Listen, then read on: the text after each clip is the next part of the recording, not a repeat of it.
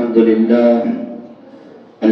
لله نحمده ونستعينه ونستغفره ونؤمن به ونتوكل عليه ونعوذ بالله من شرور أنفسنا ومن سيئات أعمالنا من يهده الله فلا مضل له ومن يضلله فلا هادي له ونشهد أن لا إله إلا الله وحده لا شريك له ونشهد أن سيدنا مولانا محمدا عبده ورسوله أما بعد فأعوذ بالله من الشيطان الرجيم بسم الله الرحمن الرحيم كل نفس ذائقة الموت وإنما توفون أجوركم يوم القيامة فمن زحزح عن النار وأدخل الجنة فقد فاز وما الحياة الدنيا إلا متاع الغرور.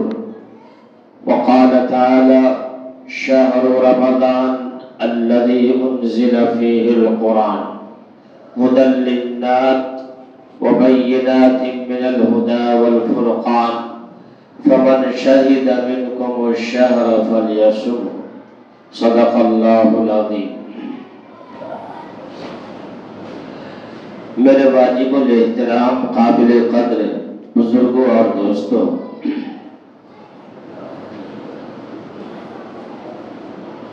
اللہ کے نبی محمد رسول اللہ صلی اللہ علیہ وسلم یہ دعا مانگا کرتے تھے، اللہم بارک لنا فی رجب و شعبان وبلغنا رمضان. اے اللہ ہمارے لیے رجب کے مہینہ میں اور سبرات کے مہینہ میں شعبان کے مہینہ میں برکت کا فرما اور ہمیں رمضان تک پہنچا دے. اس دعا کی برکت سے اللہ نے ہمیں اور آپ کو رمضان تک بعافیت پہنچایا. کہیں الحمدللہ.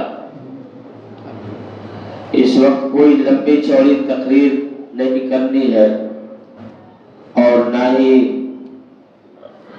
مصلحت اس کی اجازت دیتی ہے کہ آپ کے سامنے کوئی لمبی چوڑی تقریر واعظ و نصیحت کیا جائے،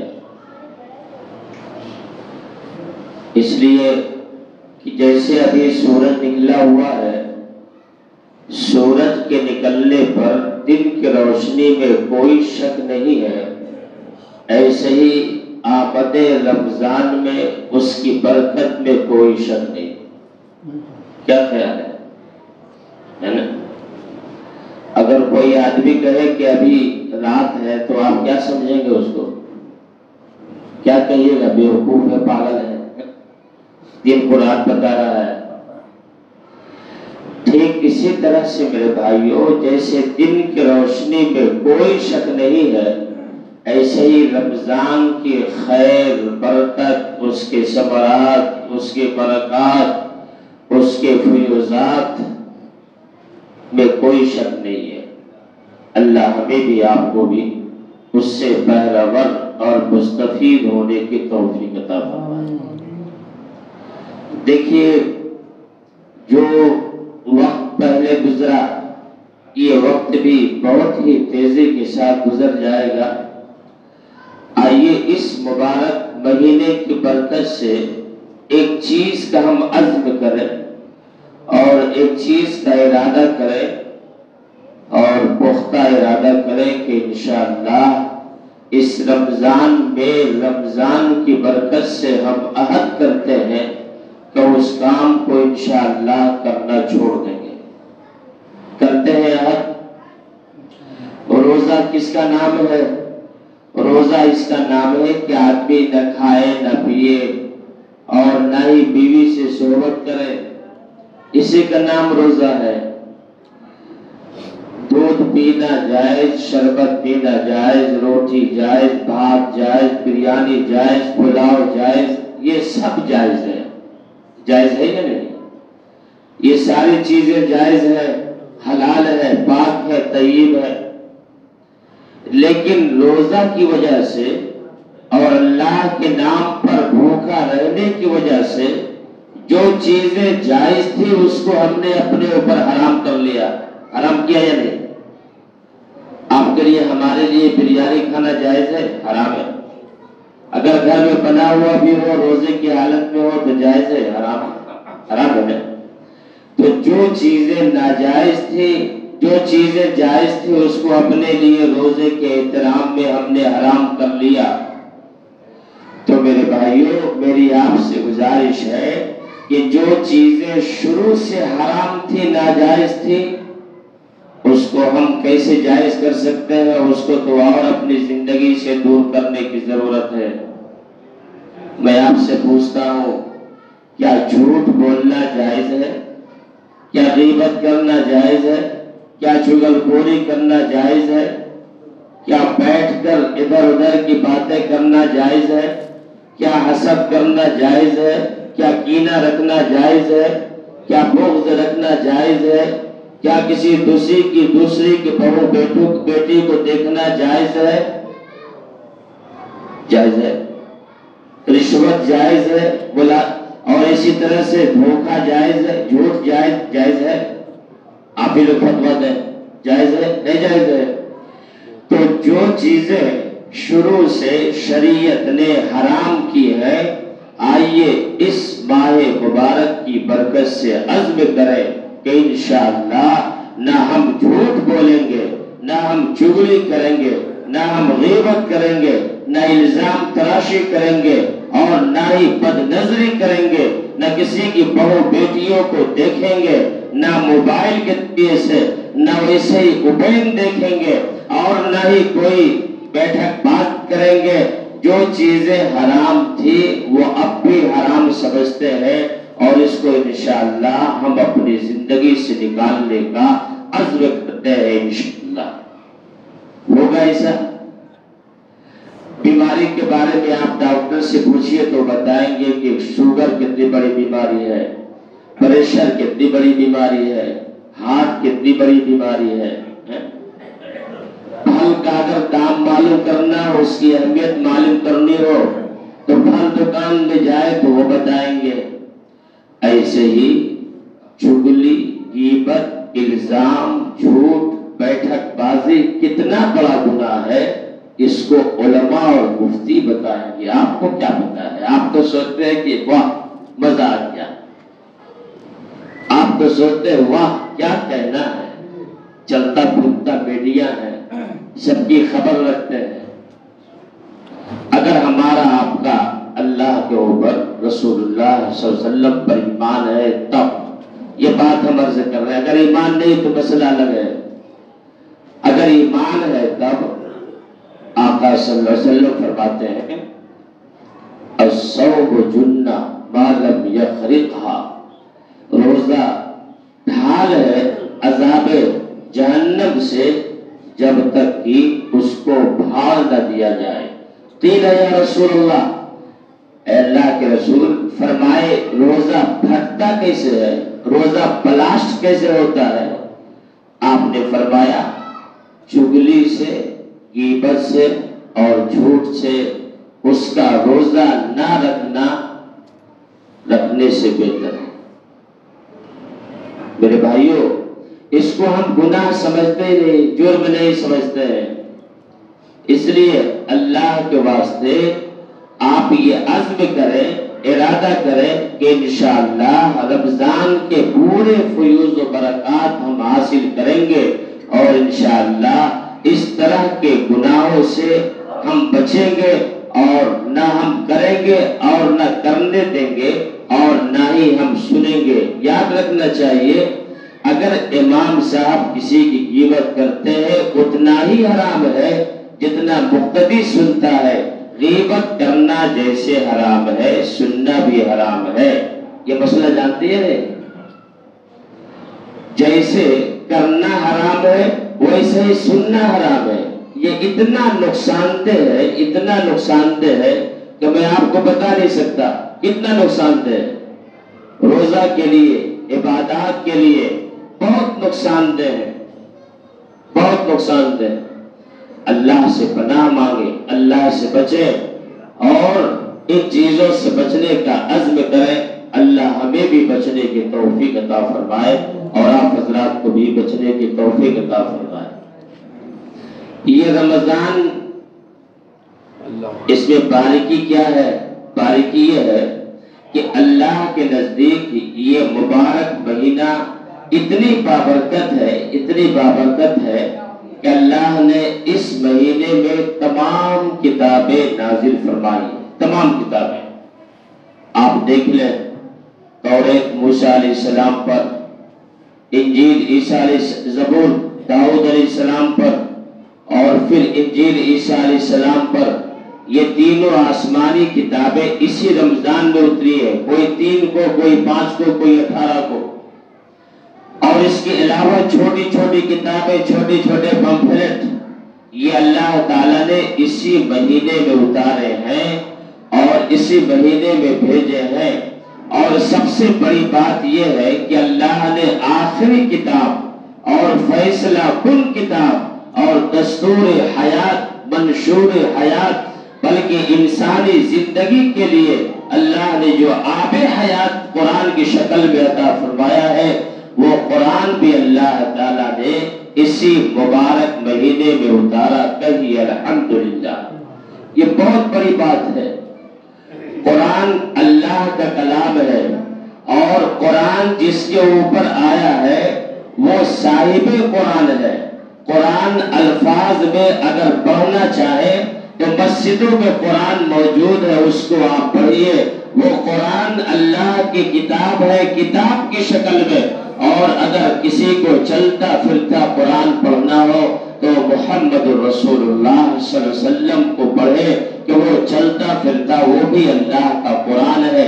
کتابی شکل میں قرآن اللہ کی کتاب ہے، اور اگر پریکٹیکل چلتا پھرتا اللہ کا قرآن دیکھنا ہو تو محمد رسول اللہ صلی اللہ علیہ وسلم کو دیکھے کہ محمد سے وفا تو نے تو ہم تیرے ہیں، کہ محمد سے وفا تو نے تو ہم تیرے ہیں۔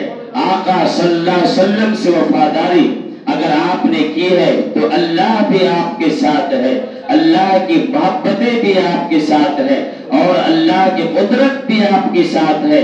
سارا جگ جہاں آپ کے ساتھ ہے کہ محمد سے وفا تو نے تو ہم تیرے ہیں۔ یہ جہاں براوا چیز ہے کیا، لوح و قلم تیرے، یہ براوا چیز کیا ہے؟ اور یہ پگڑی براوا، یہ شرق و غرب، شمال و جنوب، ہند و سندھ، افریقہ، امریکہ، افغانستان، یہ سب چیزیں کیا ہیں کہ محمد سے وفا تو نے تو ہم تیرے ہیں۔ یہ جہاں چیز ہے کیا، لوح و قلم تیرے ہیں۔ تو اللہ تعالیٰ نے ایک قرآن کتاب کی شکل میں اللہ تعالیٰ نے عطا فرمائی، اور ایک کتاب محمد رسول اللہ صلی اللہ علیہ وسلم کی شکل میں عطا فرمائی۔ جسے کتاب کی شکل میں قرآن دیکھنا ہو وہ گھروں میں دیکھ لے، اور جسے چلتا پھرتا قرآن دیکھنا ہو وہ رسول اللہ صلی اللہ علیہ وسلم کو پڑھ لے۔ تو اللہ تعالیٰ نے اس کتاب کو، اور ایسے ہی آسمانی جتنی کتابیں ہیں، ان تمام کتابوں کو اللہ تعالیٰ نے اس ماہ مبارک میں اتارا ہے۔ اور صاحب کتاب محمد رسول اللہ صلی اللہ علیہ وسلم کب تشریف لا رہے ہیں؟ آپ کی ولادت باسعادت 12 ربیع الاول یا 9 ربیع الاول ہے، 12 ربیع الاول یا 9 ربیع الاول ہے۔ اللہ تعالیٰ نے آپ کو ربیع الاول کے مہینے میں پیدا فرمایا، اور آپ کے اوپر جو کتاب اتاری ہے قرآن، وہ رمضان میں اتارا ہے۔ اس کا مطلب یہ ہے کہ رمضان اپنے دامن میں بہت سارے خیر اور خوبیاں رکھتا ہے۔ رمضان اپنے دامن میں بہت ساری وسعتیں رکھتا ہے۔ اس لیے میرے بھائیوں، رمضان رمضان رمضان رمضان چلاتے چلاتے چلاتے پار ہو جائیں گے، پر کامیاب وہ ہوگا جو اس سے پورا فائدہ حاصل کر لے۔ اللہ ہمیں بھی آپ کو بھی فائدہ اٹھانے کی توفیق عطا فرمائے۔ ایک لمبی حدیث ہے، اس میں آپ نے سنا ہوگا، مختلف خطبہ اور مختلف مقررین سے آپ نے سنا ہوگا کہ ایک دن اللہ کے نبی صلی اللہ علیہ وسلم جب خطبہ دینے کے لیے سیڑھی پر تشریف لے گئے تو آپ نے پہلے سیڑھی پر ایک قدم رکھا تو آپ فرمایا آمین. کیا فرمایا؟ آمین. آمین کے معنی ایسا ہی ہو. آمین کے معنی ایسا ہی ہو. اسی لیے حکم ہے کہ جب امام یا جو بھی وَالْغَيْرِ الْمَغْضُوبِ عَلَيْهِمْ وَلَا الضَّالِّينَ پڑھے تو کہنا چاہیے آمین. کیا کہنا چاہیے؟ آمین. غیر المغضوب علیہم اس کے راستے پر نہ چلا جن پر تیرا غضب نازل ہوا، وَلَا الضَّالِّينَ اور نہ ان راستوں پر جو لوگ گمراہ ہوئے ہیں. آمین ایسا ہی ہو. یعنی یا اللہ گمراہ راہوں پر اور غضب راہوں پر نہ چلا. اس کی دعا مانگی جاتی تو آمین کہنا چاہیے. اب آمین زور سے کہے آہستہ کہے دونوں حدیث میں ہے، دونوں صحیح ہے، لڑنے کی کوئی ضرورت نہیں ہے. ایک نے پسند کیا آہستہ کو اور ایک نے پسند کیا زور سے، وہ بھی حق پر ہے یہ بھی حق پر ہے. جو لڑتا ہے وہ جاہل ہے، بیوقوف ہے، اندھا ہے، اسے علم قرآن اور حدیث کا نہیں ہے. افضل غیر افضل کی بات ہے. بہرحال تو آپ نے پہلی سیڑھی پر قدم رکھا تو فرمایا آمین. پھر جب دوسرے سیڑھی پر آپ نے قدم رکھا تو پھر فرمایا آمین. پھر جب آپ نے تیسرے سیڑھی پر قدم رکھا تو آپ نے پھر فرمایا آمین. جب خطبہ سے فارغ ہوئے تو صحابہ دیوانہ وار بیٹھے ہوئے تھے. انہوں نے عرض کیا یا رسول اللہ آج میں نے پہلی بار آپ کی زبان مبارک سے ایسی بات سنی ہے جو پہلے کبھی نہیں سنا تھا اور کبھی نہیں دیکھا تھا. بات کیا ہے؟ تو انہوں نے عرض کیا سنے غور سے، زبان میری ہے پر بات رسول اللہ صلی اللہ علیہ وسلم. سنے ان کی بات کو، ہم ترجمہ نہیں کر رہے اور ہم ان کی بات کو اردو میں پیش کر رہے ہیں. آپ نے فرمایا کہ جب ہم پہلی سیڑھی پر قدم رکھے تو جبرائیل علیہ السلام آ گئے. آنے کے بعد انہوں نے عرض کیا یا رسول اللہ ہلاک ہو جائے وہ شخص جو رمضان کا مہینہ پائے اور اس کی بخشش نہ ہو.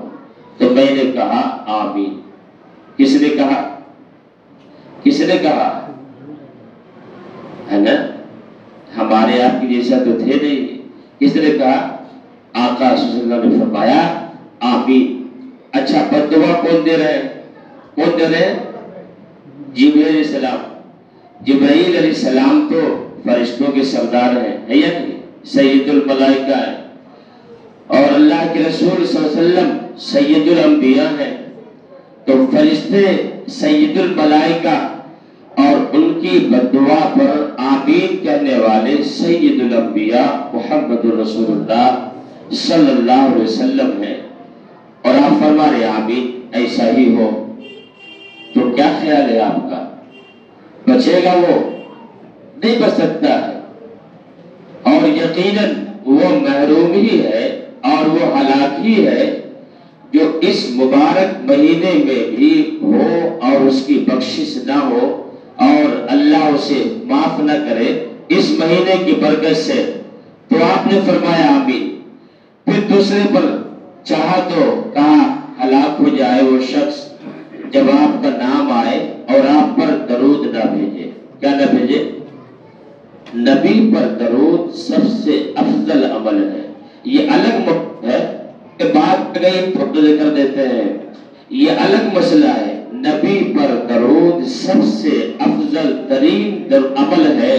جو نبی پر درود بھیجے گا اللہ تعالی نبی کی شفاعت اس کے حق میں واجب کرے گا.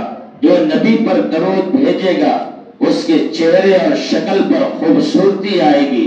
جو نبی پر درود بھیجے گا اس کے رزق میں وسعت اور برکت آئے گی. جس جگہ پر نبی پر درود بھیجی جائے اس جگہ پر اللہ کی رحمتیں برکتیں اترتی ہے اور جہاں پر نبی کی درود بھیجی جائے اس پر اللہ خیر فرماتے ہیں. اس لیے میں دعوے کے ساتھ کہتا ہوں کہ درود چاہے جیسے پڑھے جس حالت میں پڑھے اور جہاں پڑھے دکھلا کر بھی پڑھے ہر حال میں درود اللہ نبی پر قبول فرماتا ہے. سبحان اللہ. ابھی آپ جمعہ پڑھنے آئے، پتہ نہیں جمعہ قبول ہو یا نہ ہو، اللہ کی مرضی، قبول کرے ریجیکٹ کر دے. لیکن نبی صلی اللہ علیہ وسلم پر ایک بار بھی درود پڑھا جائے تو اللہ کے نبی فرماتے ہیں کہ اس پر اللہ 10 رحمتیں نازل فرماتا ہے اور 10 گناہ معاف کرتا ہے اور 10 درجے بلند فرماتا ہے جو میرے اوپر ایک درود پڑھے۔ اس لیے نبی پر درود پڑھنے سے بڑھ کر بعد قرآن کی تلاوت کے ہمیں اور کسی چیز میں مزہ نہیں آتا۔